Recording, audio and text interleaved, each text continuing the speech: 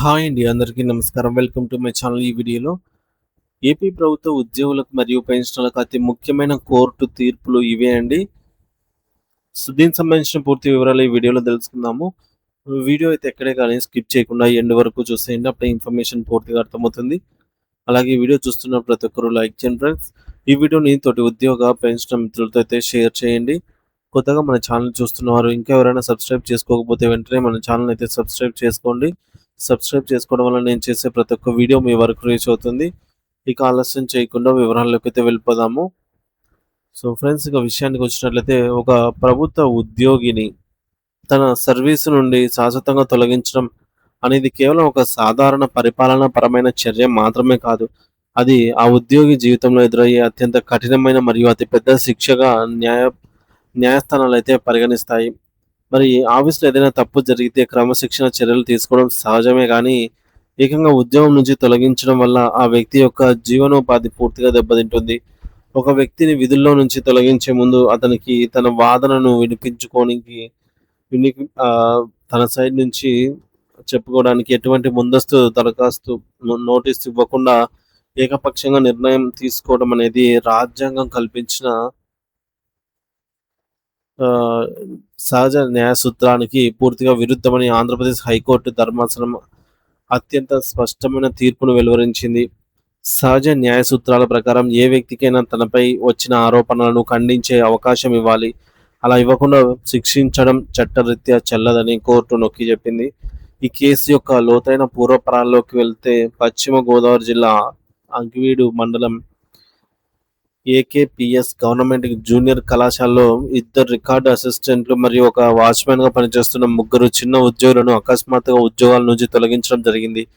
దీనికి సంబంధించి intermediate educational commissioner 2005 ఫిబ్రవరి 7వ తేదీన ఒక ఉత్తర్వు జారీ చేస్తూ వీరిని విధుల్లో నుంచి పంపివేస్తున్నట్టు ప్రకటించారు. అయితే ఈ అన్యాయమైన తొలగింపును సవాల్ చేస్తూ బాధితులు న్యాయస్థానాన్ని ఆశ్రయించగా హైకోర్టు సింగిల్ జడ్జి ఈ కేసును విచారించి 2023 డిసెంబర్ 23 తేదీలోపు ఉత్తర్వులను పూర్తిగా కొట్టివేశారు. అను ఈ తీర్పు అనేది ఉద్యోగులకు అనుకూలంగా వచ్చినప్పటికీ విద్యాశాఖ అధికారులు ఈ నిర్ణయాన్ని అంగీకరించకుండా మళ్ళీ డివిజన్ బెంచ్‌కు ధర్మాసనంకి అప్పీలు చేయడం జరిగింది.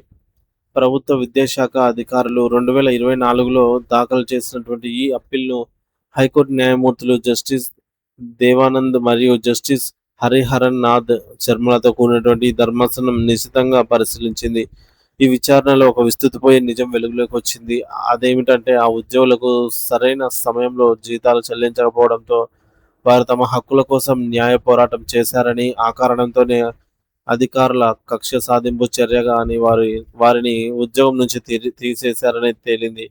ఎటువంటి నోటీస్ ఇవ్వకుండా, విచారణ జరపకుండా వారిని తొలగించడం అత్యంత దారుణమని ధర్మాసనం ఆగ్రహం వ్యక్తం చేస్తూ అధికారుల అప్పీలును కొట్టివేసింది. అంతేకాకుండా ఆ ఉద్యోగులకు రావాల్సిన జీతభత్యాలు, ఇతర సర్వీసు ప్రయోజనాలు మరియు అన్ని రకాల బెనిఫిట్స్ వెంటనే అందజేయాలని హైకోర్టు చారిత్రాత్మక తీర్పునిచ్చింది.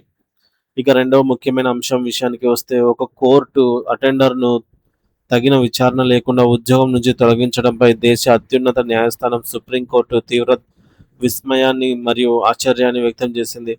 కేవలం 5 రోజులు అనారోగ్యం కారణంగా విధులకు హాజరు కాలేకపోతే ఒక మనిషి ఉద్యోగాన్నే పీకివేయడం అనేది ఏ రకమైన న్యాయమని సుప్రీంకోర్టు అధికారులను ప్రశ్నించింది. ఇలాంటి చిన్న చిన్న కారణాలకే ఉద్యోగం నుంచి తొలగించడం అనేది క్రూరత్వం అని భావించిన సుప్రీంకోర్టు ఆ ఉద్యోగిని తక్షణమే తిరిగి విధుల్లోకి తీసుకోవాలని మరియు గడిచిన కాలానికి సంబంధించిన బకాయిలన్నీ కూడా 3 వారాల్లోగా అయితే చెల్లించాలని ఆదేశాలు జారీ చేసింది. ఈ కేసు వివరాల ప్రకారంగా Karimnagar additional senior civil judge కోర్టులో ఆఫీస్ అటెండర్‌గా రామయ్య అనే వ్యక్తి పనిచేసేవారు. రామయ్య గారు 2017 ఆగస్టు 3 నుండి ఆగస్టు 7 వరకు, అంటే కేవలం 5 రోజుల పాటు తీవ్రమైన కడుపు నొప్పి మరియు జ్వరం కారణంగా కార్యాలయానికి రాలేకపోయారు. అయితే అనధికారికంగా విధులకు గైర్హాజరయ్యారని భావించిన ఉన్నతాధికారి అతని మెమో జారీ చేయగా రాజయ్య గారు తాను ప్రైవేట్ హాస్పిటల్‌లో చికిత్స పొందుతున్నానని వివరిస్తూ డాక్టర్ ఇచ్చిన మెడికల్ సర్టిఫికేట్‌ను సమర్పించారు. కానీ అధికారులు ఆ డాక్టర్ వద్దకు వెళ్లి విచారించగా ఆ డాక్టర్ ఇది తన సంతకం కాదని కేవలం తన లెటర్ ప్యాడ్ మాత్రమే వాడారని చెప్పడంతో అధికారులు రాజయ్య గారి ఫోర్జరీ సర్టిఫికేట్ రాజయ్య గారు ఇచ్చారని నిర్ధారించి 2018లో ఆయనను సర్వీస్ నుంచి తొలగించారు. ఈ నిర్ణయాన్ని అప్పట్లో హైకోర్టు కూడా సమర్థించడం గమనార్హం. కాకపోతే రాజయ్య గారు పట్టు వదలకుండా 2024లో సుప్రీంకోర్టును ఆశ్రయించారు. సుప్రీంకోర్టు ఈ కేసును విచారిస్తున్నప్పుడు అధికారుల పనితీరుపై తీవ్ర ఆగ్రహం వ్యక్తం చేసింది. ఆ డాక్టర్ చెప్పిన మాటలను శాస్త్రీయంగా ధృవీకరించకుండా సంతకం ఫోర్జరీ అని ఎలా నిర్ణయిస్తారని కోర్టు ప్రశ్నించింది. సంతకాన్ని నిపుణులైన హ్యాండ్ రైటింగ్ ఎక్స్పర్ట్స్‌కు పంపించి పరిశీలించకుండా కేవలం ఒకరి మాట మీద ఆధారపడి ఉద్యోగం తీసివేయడం చెల్లదని సుప్రీంకోర్టు స్పష్టం చేసింది. సంతకంలో స్వల్ప తేడాలు ఉన్నంత మాత్రాన అది నేరం అయిపోదని, పైగా అతను మందులు వాడినట్టు ఆధారాలు ఉన్నాయని, కాబట్టి మానవతా దృక్పథంతో ఆలోచించాలనైతే కోర్టు సూచించింది. తెలంగాణ హైకోర్టు ఇచ్చిన పాత ఉత్తర్వులను మరియు కార్యాలయ అధికారులు ఇచ్చిన డిస్మిస్ ఆర్డర్‌ను సుప్రీంకోర్టు రద్దు చేస్తూ రాజయ్య గారికి 3 వారాల్లోగా పూర్తి జీతభత్యాలు చెల్లించాలని తీర్పునిచ్చింది. ఒక చిన్న ఉద్యోగిని అంతగా వేధించడం సరికాదని సుప్రీంకోర్టు ఇచ్చిన ఈ తీర్పును ప్రస్తుతం ఉన్న ఉద్యోగ వర్గాల్లో పెద్ద ఎత్తున ఆనందాన్ని మరియు మనోధైర్యాన్ని నింపుతూ ఉన్నాయి. ఉద్యోగుల భద్రతకు న్యాయస్థానాలు అండగా ఉంటాయనే నమ్మకాన్ని ఇవి మరింత బలపరిచాయనే చెప్పొచ్చు.